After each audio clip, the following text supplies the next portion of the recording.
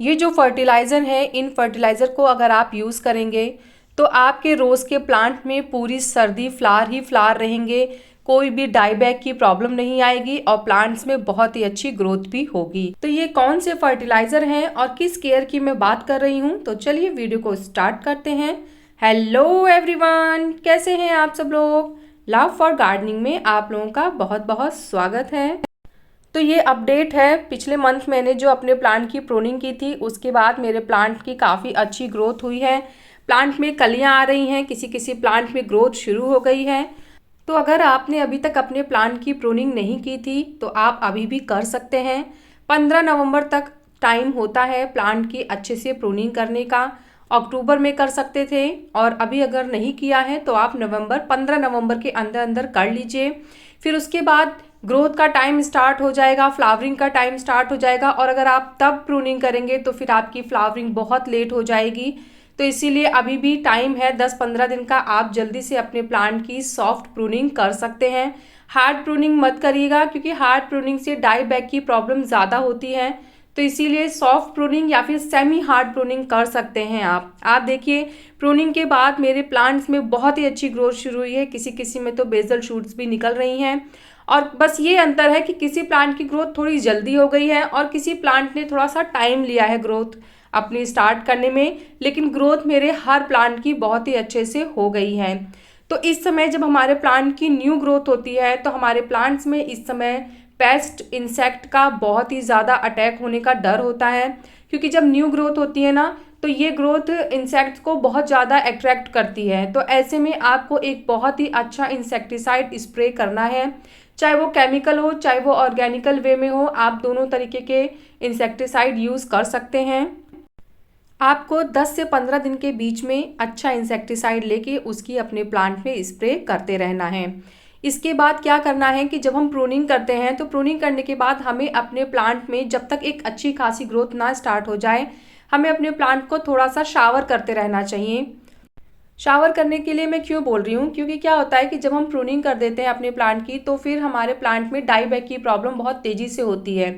तो ऐसे में कट करने के बाद साफ फंगिसाइड का पेस्ट लगा दीजिए और उसके बाद डेली सुबह शाम थोड़ा सा स्प्रे करिए। मैं ये नहीं कह रही हूँ कि नहला दीजिए पूरा प्लांट को, पर अगर आपके पास स्प्रे बॉटल होगी तो आप उसमें पानी भर के नॉर्मल वाटर लीजिए और अपने प्लांट पे स्प्रे कर दीजिए। उससे आपके प्लांट की जो स्टेम है वो ड्राई नहीं होगी, और ड्राई नहीं होगी तो जो डाई बैक की प्रॉब्लम है वो भी नहीं होगी। प्लांट को अभी आप 5 से 6 घंटे की ही सनलाइट दीजिए, क्योंकि भले ही नवंबर स्टार्ट हो गया है पर अभी हमारे यहाँ भी काफ़ी तेज़ धूप हो रही है दिन में। तो अभी फुल सनलाइट में मत रखिएगा, थोड़ा मौसम और ठंडा होने दीजिए, फिर उसके बाद आप फुल सनलाइट में दिन भर आप अपने रोज़ के प्लांट को रख सकते हैं।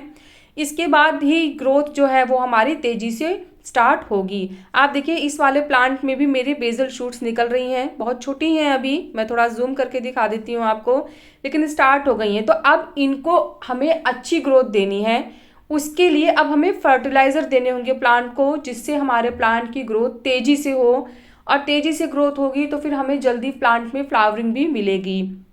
तो मौसम के हिसाब से ही प्लांट में फ्लावरिंग होती है, पर यह है कि इस समय हम अगर अपने प्लांट को अच्छे फर्टिलाइज़र देंगे तो ये जो इस समय क्लाइमेट है ये प्लांट के लिए काफ़ी अच्छा है, तो ग्रोथ भी अच्छी होगी।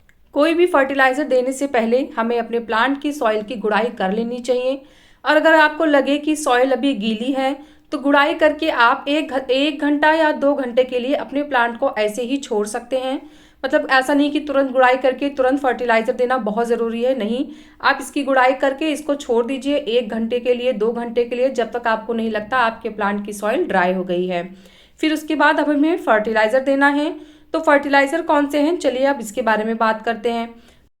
ये सारे फर्टिलाइज़र जो मैं इस वीडियो में यूज़ करने वाली हूँ वो सभी आपको डिस्क्रिप्शन बॉक्स में अमेज़ॉन गार्डनिंग स्टोर का लिंक है, वहाँ पे मिल जाएंगे। तो सबसे पहले मैंने जो लिया है वो है जाइम फर्टिलाइज़र, और ये प्लांट की ऑल ओवर ग्रोथ के लिए बहुत ही अच्छा होता है। ये न्यू शूट्स के लिए प्लांट की को स्ट्रॉन्ग बनाता है, न्यू शूट्स को बूस्ट करता है, और एक ऑर्गेनिक फर्टिलाइज़र है तो ये नुकसान भी नहीं करेगा। उसके बाद फिर मैंने यहाँ पे 1/4 स्पून एप्सम सॉल्ट लिया है, और एप्सम सॉल्ट के बाद फिर मैंने इसमें 1/4 स्पून ही बोन मील भी डाला है। बोन मील एक स्लो रिलीज फर्टिलाइज़र होता है तो ये बहुत धीरे धीरे वर्क करता है, पर हम रेगुलर जब प्लांट को देते रहेंगे तो जो वो वर्क है वो स्लो नहीं पड़ेगा, वो अपना धीरे धीरे वर्क करता रहेगा। पर क्वांटिटी कम लेनी है। और इन सभी फर्टिलाइज़र में मैंने नीम की खली भी मिलाई थी, पर मैं उसकी वीडियो को रिकॉर्ड करना भूल गई। तो आप इसमें आधा चम्मच नीम की खली भी मिक्स कर दीजिएगा। और इन सभी फर्टिलाइज़र को अब हम अपने प्लांट में देंगे। और हाँ, एक चीज़ मैं और बताऊं, ये फर्टिलाइज़र आपको महीने में 2 बार देने हैं, यानी 15 दिन में 1 बार। क्योंकि अब ग्रोथ का टाइम है तो थोड़ा हमें फीडिंग ज़्यादा करानी होगी अपने प्लांट को।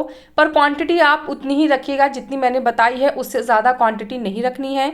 फिर वाटर में भी 2 फर्टिलाइज़र हैं जो डिज़ोल्व करके हम अभी अपने प्लांट को देंगे।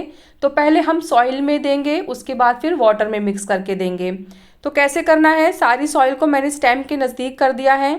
और अब उसके बाद मैंने एक रिंग सी बना ली है चारों तरफ, और इसी रिंग में हम अपना फर्टिलाइज़र डालेंगे। तो सबसे पहले जो फर्टिलाइज़र मैं डालने जा रही हूँ वो है वर्मी कंपोस्ट। तो आप वर्मी कंपोस्ट के साथ साथ गोबर की खाद भी यूज़ कर सकते हैं।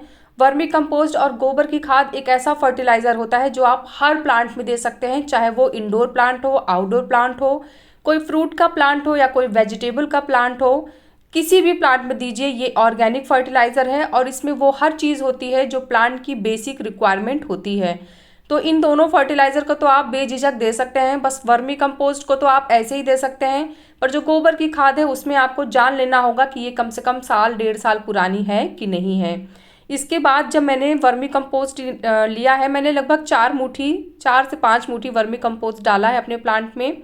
उसके बाद फिर मैंने वो जो फर्टिलाइज़र आप लोगों के सामने तैयार किया था उसको डाल दिया है। इस फर्टिलाइज़र को महीने में 2 बार डालना है और वर्मी कंपोस्ट को आपको सिर्फ एक ही बार यूज़ करना है। इसके बाद अब हमें अपने प्लांट में लिक्विड फर्टिलाइज़र भी डालना है, जो कि अभी मैं आपको आगे वीडियो में बताऊंगी। तो पहले इन दोनों फर्टिलाइज़र को हम आपस में मिक्स कर लेंगे और उसके बाद फिर इसको सॉइल में मिक्स करेंगे।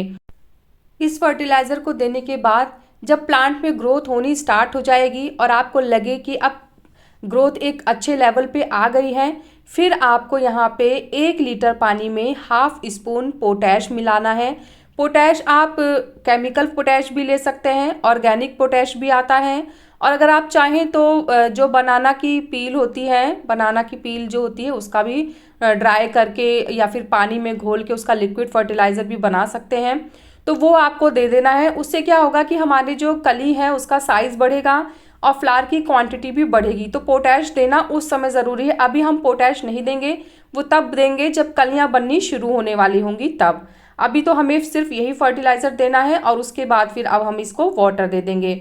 फिर उसके बाद जब लगेगा कि हाँ ग्रोथ एक लिमिट तक हो गई है, फिर हम पोटैश देंगे। उस पोटैश से हमारे प्लांट में फ्लावरी होंगी। अगर आपको सॉइल में कुछ प्लास्टिक दिखे तो आप उसे तुरंत हटा दिया करें, क्योंकि प्लास्टिक कभी गलती नहीं है और प्लांट को नुकसान भी पहुंचाती है।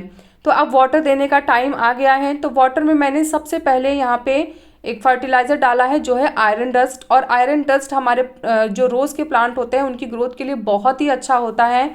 और ये आपको महीने में 1 ही बार देना है, इसको आपको 2 बार देने की ज़रूरत नहीं है। और उसके बाद फिर मैंने यहाँ पे लगभग 1 से 1.5 ग्राम मैंने साफ फंगिसाइड लिया है, जो कि मैंने पानी में ही मिक्स कर दिया है। तो आप इसको सॉइल में भी दे सकते हैं और इसका स्प्रे भी कर सकते हैं प्लांट में, क्योंकि प्लांट में भी फंगस की प्रॉब्लम आ सकती है। तो अगर आप साफ फंगिसाइड का रेगुलर मतलब 10 से 15 दिन में स्प्रे कर देंगे अपने प्लांट में, तो उससे आपके प्लांट में फंगस की कोई भी प्रॉब्लम नहीं आएगी। फर्टिलाइज़र को मिक्स करके आप प्लांट को दे दीजिए और इसको ना लास्ट में थोड़ा सा पानी को अपने कंटेनर में हिला लीजिएगा, क्योंकि क्या होता है ना, जो आयरन डस्ट होती है वो बैठ जाती है नीचे। तो जब आप इस तरह से शेक करके वापस डालेंगे तो देखिए अच्छे तरीके से सारा हमारे फर्टिलाइज़र हमारे प्लांट को मिल जाएगा। अभी इस टाइम पे आप अपने प्लांट को केमिकल फर्टिलाइज़र मत दीजिए, क्योंकि केमिकल फर्टिलाइज़र गर्म होते हैं और अभी उतनी भी ठंडी स्टार्ट नहीं हुई है। तो जैसे दिसंबर का मौसम जब स्टार्ट होगा तो फिर आप केमिकल फर्टिलाइज़र दे सकते हैं। और वो कौन से फर्टिलाइज़र होंगे उससे रिलेटेड वीडियो भी मैं बनाऊंगी जैसे जैसे मौसम और ठंडा होता जाएगा। तो आज के लिए फ़िलहाल इतना ही है। जो केयर मैंने बताई है, जो फर्टिलाइज़र मैंने बताए हैं और जो क्वांटिटी मैंने बताई है, आपको सिर्फ उतना ही देना है, उससे ज़्यादा मत दीजिएगा। अब मैं आपको अपडेट दिखा रही हूँ। जो रोज़ का प्लांट अभी मैंने कुछ दिन पहले ही रिपोर्ट किया था नर्सरी से लाके, मैंने वीडियो भी आप लोगों के साथ शेयर की थी। तो ये मैं अपडेट दिखा रही हूँ कि मेरे प्लांट ने ग्रोथ स्टार्ट कर दी है। तो अगर आप भी नर्सरी से कोई प्लांट लाके रिपोर्ट करना चाहते हैं रोज़ का, तो आप इसी तरीके से करिएगा। मैं आई बटन पे लिंक लगा दूंगी, आप उसको देखिएगा और उसी तरीके से जब रिपोर्ट करेंगे तो आपका प्लांट भी डाई बैग से नहीं मरेगा, ना ही उसको रिपोर्टिंग शॉक लगेगा। देखिए मेरे प्लांट में कितनी अच्छी ग्रोथ छोटी छोटी सी स्टार्ट हो गई है। तो कैसा लगा मेरा आज का ये वीडियो मुझे ज़रूर बताइएगा। अगर आपको वीडियो पसंद आया है तो वीडियो को लाइक करिएगा, चैनल को सब्सक्राइब करिएगा और प्लांट से रिलेटेड अगर कोई भी क्वेश्चन आपके माइंड में है तो आप कमेंट्स के थ्रू मुझसे बात कर सकते हैं। मैं आपके हर क्वेश्चन का आंसर ज़रूर करूंगी। तो मिलते हैं फिर नेक्स्ट वीडियो में, तब तक के लिए बाय, टेक केयर।